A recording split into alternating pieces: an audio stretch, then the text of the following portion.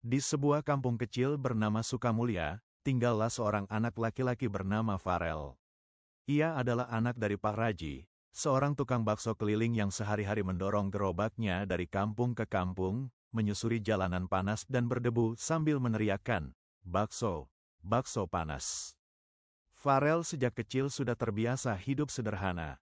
Rumahnya berdinding kayu, lantainya dari semen kasar. Meski begitu, rumah itu hangat karena penuh kasih sayang. Setiap pagi, sebelum berangkat sekolah, Farel membantu ayahnya menyiapkan bahan-bahan bakso, menggiling daging, menyiapkan kuah kaldu, dan membersihkan gerobak. Sore harinya, saat teman-teman bermain bola, Farel sering ikut ayahnya berjualan, mengambil mangkuk dari pelanggan atau mengantar pesanan. "Belajarlah yang rajin, Rel," kata Pak Raji suatu malam.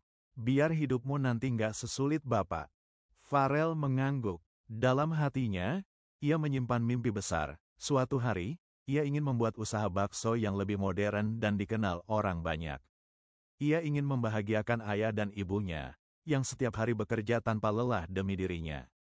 Perjuangan tak kenal lelah. Farel bukan anak yang pandai dari lahir. Tapi ia rajin, sangat rajin. Ia selalu datang paling awal ke sekolah dan pulang paling akhir dari perpustakaan. Ia membaca apa saja, buku pelajaran, buku cerita, bahkan majalah bekas yang ia pungut dari warung. Saat SMA, ia mulai mencoba berjualan kecil-kecilan. Ia membawa termos berisi bakso tusuk buatan ayahnya dan menjualnya ke teman-teman. Lama-lama, dagangannya laris karena baksonya enak dan murah. Dengan uang hasil jualan itu, Farel bisa membeli buku tambahan dan membayar les matematika. Ia punya satu prinsip, kalau tidak bisa jadi paling pintar, aku harus jadi paling rajin. Selepas lulus SMA, Farel diterima di jurusan teknik industri di Universitas Negeri lewat jalur beasiswa. Ia sempat ragu, karena keluarganya nyaris tidak punya cukup uang. Tapi ibunya, Bu Ijah, berkata sambil tersenyum, "Jalanmu sudah dibuka Tuhan, nak. Jangan ditutup sendiri." Dari kaki lima ke ide brilian. Kuliah bukan hal yang mudah bagi Farel. Ia harus membagi waktu antara kuliah dan kerja sambilan. Ia pernah jadi penjaga fotokopian, kurir, sampai pelayan warung. Namun, ia selalu membawa satu hal yang sama, ketekunan. Di tahun kedua kuliah, ia mendapat ide. Di kampusnya, banyak mahasiswa yang suka makanan cepat saji, tapi ingin yang murah dan halal. Ia teringat resep bakso ayahnya dan mulai bereksperimen membuat bakso cup, bakso mini dalam gelas plastik, disajikan dengan sambal pedas dan kuah instan. Ia menjualnya lewat Instagram dan grup WhatsApp kampus. Dalam seminggu, ia bisa menjual 100 cup. Bulan berikutnya, 500 cup. Ia mulai merekrut 2 teman untuk membantu produksi. Tapi ia tidak puas hanya berjualan. Ia mulai membangun brand, logo sederhana, kemasan yang bersih, sistem pre-order online, dan review pelanggan. Ia menamai usahanya, Rasa Raji, sebagai penghormatan pada ayahnya.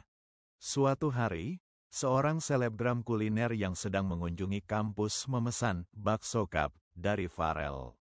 Ia membuat video singkat dan mengunggahnya ke TikTok. Dalam semalam, akun Farel dibanjiri pesan, ribuan orang ingin mencoba Rasa Raji. Farel langsung bergerak cepat. Ia menyewa dapur kecil, memperluas tim, dan mulai menjual dalam bentuk frozen food agar bisa dikirim ke luar kota.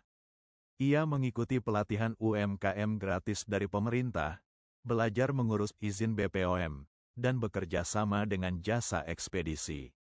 Dalam 2 tahun, Rasa Raji sudah memiliki 5 gerai kecil di kota besar, Jakarta, Bandung, Jogja. 20 reseller tetap, omset ratusan juta rupiah per bulan. Farel menolak banyak tawaran investor karena ingin tetap mempertahankan cita rasa asli dan memberdayakan warga kampungnya. Ia membuka dapur pusat di Kampung Sukamulya, mempekerjakan ibu-ibu setempat, dan memberikan pelatihan usaha untuk remaja putus sekolah. Satu hari yang penuh arti. Pada hari ulang tahun ke-60 Pak Raji, Farel mengajak ayahnya berkeliling kota. Tapi bukan dengan gerobak, kali ini mereka naik mobil milik Farel sendiri. Mereka berhenti di sebuah ruko bertuliskan besar, Rasa Raji Pusat. Pak Raji terdiam. Ini apa, Rel? Ini pusat produksi kita, Pak. Semua ini ada karena gerobak Bapak. Dulu kita dorong gerobak di jalan panas. Sekarang, insya Allah, kita dorong mimpi lebih jauh. Pak Raji tak sanggup berkata-kata.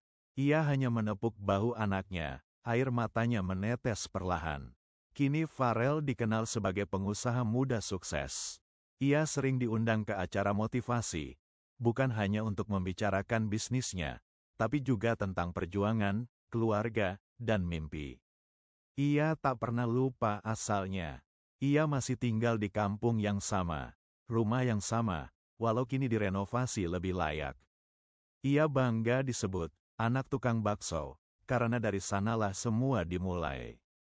Farel selalu bilang kepada anak-anak muda, lebih besar dari, jangan pernah malu jadi anak tukang bakso, tukang becak, atau petani. Yang penting adalah bagaimana kita menghargai kerja keras orang tua, belajar dengan sungguh-sungguh, dan tidak takut bermimpi besar. Karena sukses itu bukan soal dari mana kamu datang, tapi soal kemana kamu mau melangkah. Kesuksesan Rasa Raji tidak membuat Farel lupa diri. Sebaliknya, ia semakin menyadari bahwa kesuksesan sejati bukan hanya soal uang dan popularitas, tetapi soal dampak yang ia tinggalkan bagi orang lain. Setelah membuka dapur pusat di kampungnya dan merekrut puluhan warga setempat, Farel mulai melihat sesuatu yang mengusik hatinya. Banyak anak muda di desanya yang putus sekolah, terjebak dalam lingkaran kemiskinan, dan tidak punya arah hidup. Suatu malam, Farel duduk berdua dengan ibunya di teras rumah. Lebih besar dari, Bu, Farel ingin buat lebih dari sekadar bisnis. Farel ingin bikin tempat belajar gratis. Biar anak-anak di kampung ini bisa punya mimpi juga. Ibunya tersenyum haru. Kalau niatmu baik, Rel, ibu yakin banyak yang akan bantu. Lahirnya Rumah Bakso Academy. Beberapa bulan kemudian, Farel meresmikan Rumah Bakso Academy, sebuah bangunan sederhana yang dulunya adalah gudang kosong. Di tempat ini, anak-anak muda diajari cara membuat bakso dan produk kuliner lain, dasar-dasar bisnis dan keuangan, fotografi produk dan digital marketing, motivasi dan pengembangan diri. Program ini gratis. Farel membiayai sendiri di awal, tapi kemudian banyak donatur, relawan, dan alumni yang ikut mendukung. Salah satu murid pertamanya, Rico, anak yatim yang dulu sering mengamen, kini membuka usaha sendiri bernama Bakso Kawan Rico di kota tetangga. Farel tak ingin para lulusan hanya bekerja padanya. Ia ingin mereka jadi pengusaha baru yang membawa perubahan ke daerah masing-masing. Ujian yang tidak diduga, namun hidup tak selamanya mulus. Di tahun kelima bisnisnya, sebuah krisis datang. Pesaing besar dari luar negeri masuk ke pasar lokal dengan harga lebih murah dan promosi besar-besaran. Omset Rasa Raji anjlok drastis. Beberapa cabang terpaksa ditutup. Media mulai menulis bahwa Rasa Raji sudah lewat masanya. Tekanan mental datang. Farel stres. Ia mulai sulit tidur dan sempat berpikir untuk menjual sebagian besar usahanya kepada investor. Di tengah kebimbangan, ia mengunjungi makam ayahnya yang wafat 1 tahun sebelumnya karena sakit jantung. Pak, Farel lelah, tapi Farel nggak mau berhenti. Farel ingat waktu kita dorong gerobak siang malam, masa sekarang Farel nyerah begitu aja? Saat itulah ia tersadar, yang harus berubah bukan impiannya, tapi caranya. Bangkit dengan inovasi. Farel mengubah strategi. Ia meluncurkan produk plant-based bakso untuk pasar vegetarian. Membuat aplikasi pre-order Rasa Raji dengan fitur loyalty point.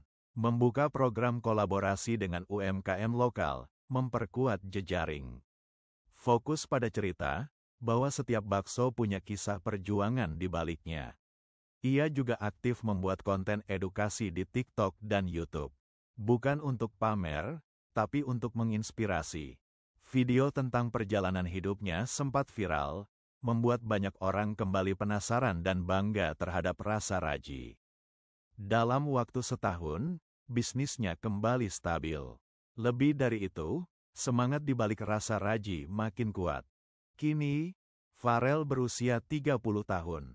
Ia bukan sekadar pengusaha, tapi juga mentor, guru, dan inspirator. Ia sering berkata di hadapan para anak muda, "Lebih besar dari mimpi saya dulu sederhana, punya gerobak bakso yang lebih bagus. Tapi sekarang, saya sadar, mimpi saya adalah agar tidak ada lagi anak di negeri ini yang harus menyerah hanya karena mereka lahir dari keluarga sederhana." Rumah Bakso Academy kini hadir di 12 kota. Alumni-alumninya membuka usaha sendiri. Ada yang jadi chef, ada yang jadi pembicara, bahkan ada yang meneruskan kuliah ke luar negeri. Farel juga mendirikan sebuah yayasan bernama Langkah Raji, yang fokus pada pendidikan dan pemberdayaan ekonomi masyarakat bawah. Akhir cerita, warisan bukan hanya harta.